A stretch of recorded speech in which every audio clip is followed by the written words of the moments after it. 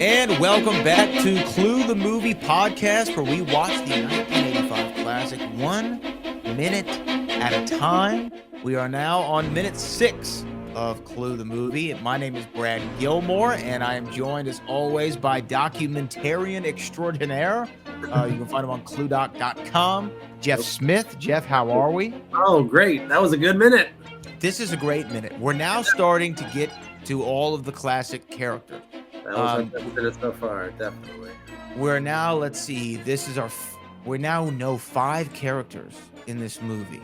Yeah. It's a small film, small ensemble regardless, but still 5 have come in. We met Colonel Mustard in minute 5, and now we continue to meet him in minute 6. It starts with the conversation with Wadsworth and Colonel Mustard, and it ends with Mrs. White opening her cape. Is that a cape? I think it's a coat. Coat? Yeah. A coat? Her black opening her coat. Reveal the white interior, yes. Or white. I don't know. I'm a boy. I don't know. Who knows? But let's start back with Colonel Mustard. Okay. So we know he's now Colonel Mustard. He is wearing, though, a burgundy suit, I would say. Yeah, I would say his costume is probably the closest to the color. Mhm. I mean, we definitely see that when Mrs. White walks in because she is wearing all black, except for the lining. But this is where we're introduced to the fact that their names are aliases, and where Wadsworth identifies himself as the butler. And we also get a very cool foreshadowing shot of the chandelier at the top of the room, because that chandelier is going to be coming down inches away from Colonel Mustard later in the movie. And it's Colonel Mustard that notices it as he walks in. So I wanted to ask you that, because you pointed that out as we were watching the minute. You said foreshadowing.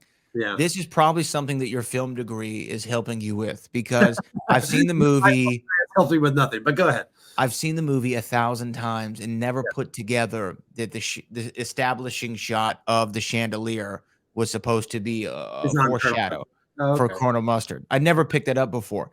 Is that, and forgive me if this is such a rudimentary question, but is that something that's discussed in filmmaking? Like, you need to at least let's establish this set piece. Yeah, I mean, it's cool. I mean, that's pretty much it. I mean, as a fan, I mean, the probably the ultimate movie that does foreshadowing is something you're very familiar with, is Back to the Future, of course. So I think once you start noticing that in movies like Back to the Future, it just starts to, when you watch movies over and over again, you go, oh, okay, there's that. And I'm sure it's not an accident. It's very deliberate in the shot. I think it's cool when it can be done. I mean, I think we were talking in the last minute that Yvette is messing with the champagne glasses, which could be setting up something that we've never noticed before. I mean, that's kind of the fun. Clue is a very rewatchable movie for a lot of reasons. Usually it's the jokes and the dialogue, because the dialogue goes by so fast. But there's also little things as we go on that we could talk about where, people run into the room, but somebody's missing, or somebody isn't at the beginning of the scene, but then they show up later. And then you find out in one of the endings that they weren't there because they were doing something. So I think mysteries and murder mysteries a lot like to put out those foreshadowing moments. So when you go back and look at it again, it's just as fun to go, oh, how did I not see that Bruce Willis was dead the entire time? How did you not put that together? Right. It's so obvious. The twist from M. Night Shyamalan. Okay. You also also at the beginning of this minute, Wadsworth not only introduces himself, we now know officially he's the butler, but he says it would be to your benefit to go by an alias. By a request of his employer. By a request of his employer. Whoever that is. So we don't know who that is yet, but now we know that he's not only working for someone, we can assume that this is that person's house. Right. And we know that this person sent. He's brought them all together, and he's got a plan, a pretty elaborate plan, that no one is coming to the door, because then when Mrs. White walks in, she says, "Do you know who I am?"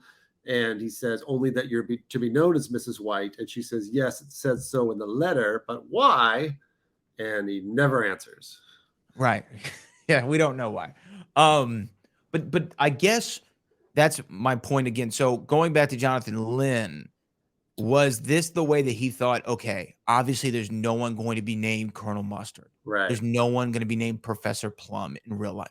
Right. Is this the way that we can give them the classic character names and explain it so it's not so silly? Yeah, that's exactly what it is. And it's brilliant because it's very simple, but it probably was difficult for a lot of the writers that came first to wrap their heads around, okay, how do we have a place where everyone's name by coincidence is a color, and also to try to keep it realistic. So he does that, and then he does something that even now people are confused by when they see the movie. They question the costume choices because other than we pointed out that Colonel Mustard is close, but other than that, nobody is wearing the color of their fake name, because they also, why would they? If that's really not their name, why would Miss Scarlet show up in red? Her name's not Miss Scarlet, and she's also not a board game character. In this, that's just her name, and she wears green. Although their cars match, but that's kind of hard to see. If you look at the background, you'll see the cars are their colors, but that's just kind of like a Easter egg, I think. So, and that was something, like you said, it was kind of a purposeful for Jonathan Lynn to explain away the silliness of the names, but also the costume director. Because again, this is why I'm not a costume director or designer, excuse me, costume designer. Because if I hear Colonel Mustard, I'm like, okay, we're going to be yellows, all yellows, every shade of yellow. He's going to have a yellow hat. You know, he does have the blonde hair, which helps. Yeah. You know, Colonel Mustard with black hair or brown, dark brown, maybe not as cool as Colonel Mustard with blonde hair. So things like that help. But Miss Peacock has feathers in her hat, but that's as close as she comes to Peacock. He's not close as she comes. But Green has got green. Is the suit green? It's. Or does he have a green tie on or no? Maybe, yeah. We'll see. Him and Plum are just kind of dark. I mean, we'll get there, but Michael Kaplan, who did the costumes, that was a direction he was given by John Lynn. He doesn't want them wearing the colors, which is interesting because and you went to see a play, yes, of Clue. Were they wearing the colors? They were wearing the colors. Yeah, I think all the plays since then have ditched that and just for ease maybe, so you can tell who's who. Definitely adopt the Miss Scarlet is in red. Well, like even the play that I saw, production at the Alley Theater here in Houston, the Colonel Mustard was dressed as a colonel. He had, military garb on that was kind of yellowish in color. Yeah. Professor Plum had a lavender, very light, pale, purple-ish suit on with a dark purple tie. I mean, they were, hey, this is who they are. Right. Except Mrs. White was dressed the same way she is in the movie. No. Identically. Same exact way. Interesting. Yeah, she wasn't in all white. She was in the all black with same haircut. I mean, everything. They went all Mrs. White. Did she do the flames and everything? Of course. The flames was a huge moment in the play. Like they stopped everything. There was lights. There was music. Like it was a big moment that everybody was waiting for. Which I've learned to find out that the flames thing is a really big like social media meme. People love the flames moment. They do. Like even it's a popular hashtag too. When I've posted things online, sometimes to get more people to come around, I'll just hashtag flames on the side of my face and people will find it. And what I posted has nothing to do with flames on the side of my face. But so we see Wadsworth lead Colonel Mustard into is it the library? Yeah. Or the library. It's a library because the bookshelf is one of the first secret door that we see. Right. That shows that the house is interesting. Right. It's not the study because no, the study is where they go later, where Mr. Green breaks the table when he goes to sit on it. By the way, by the time people hear this, it's old news and irrelevant. But Aaron Judge did just break Roger Maris's record of 62 home runs. Oh, finally, American League record.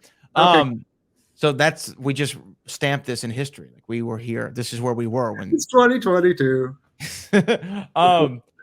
So he leads him into the library, and he says, Yvette, this is Colonel Mustard, make him feel comfortable within reason. Well, we do find out later that he has history. There's reason. Yes. So was that foreshadowing? Yeah, it must be, but he doesn't seem to recognize her, so this is obviously not Colonel Mustard's first rodeo, even though I hate that expression, but it wasn't his first shake, rattle, and roll. I guess we could say. That's forever changed. Yeah, it has. So then that's when you hear Mrs. White is introduced. So yeah, Mrs. White has the letter in her hand. I couldn't make out what was written on the letter. You see kind of some text on there. Do you know what the letter says? Well, they read it later, and it says it would be to your benefit to. I don't know So was everyone's identical? Yes, because then when they read it later, Wadsworth reads it, and then they say, Mr. Green, I think, says, I received a similar letter. Mm-hmm. And Miss Scarlet says, so did we, didn't we? And Mr. Body says, I also received a letter. Yeah. Fake voice. And then Wadsworth says, was your letter the same? And he goes, no. And then they go, we can do that. We'll let them play out. We'll let it play out. But I'm very interested to get to leave. Yeah, the letter, and I think there's some fun Etsy people that have made the letter that you can buy and have framed on your wall if you want, if you're so inclined. I would like that. I'd like to put it on the wall behind me. That'd be fun. Find a friend. Do we have any idea? Like if you were invited somewhere and said, "Hey, you're being blackmailed. Come over here, a friend." I guess if you were being blackmailed, then you wanted to wrap it up and not be blackmailed anymore. But that's having never been blackmailed to my recollection. Ooh. I don't know how I would react to such a thing. Yeah. Guess if you're going down that path, like it's just a night out at a weird house is just like, it is. You also mentioned something when we were watching the minute before we started rolling. I wonder what his real name is. Colonel Mustard. Yeah, I wonder what all their real names were. I did a podcast a while back where our idea was if you ever the best way to do a reboot would be to do like a Netflix series where each character got an episode, like leading up to the house. Like you had the Colonel Mustard episode, you had the Miss Scarlet episode, and you told their story, and that's how you would know who they all were. But we'll see. That'd be great. But so would you do six? Or would you do Wadsworth? Would you do the chef? Would you do Yvette? Yeah, sure. I mean, it would kind of be like Lost, I think, where you were just going to go off and this is Jin's story this week, and then maybe I don't know. And does it end with them walking up to the door and reading the door? Yeah, that's it. I like it. Well, so we stop on this minute with Mrs. White opening her cape. I want to talk more about Madeline Kahn, but I think we should talk about Madeline Kahn in minute 7. Beautiful. I think we should do it in minute 7. So Jeff Smith, cluedoc.com, Brad Gilmore, at all social media, at Brad Gilmore is where you can find me and all my projects. This is Clue the Movie Podcast, where we watch Clue 1 minute at a time, and we'll be back with minute 7 of Clue the Movie.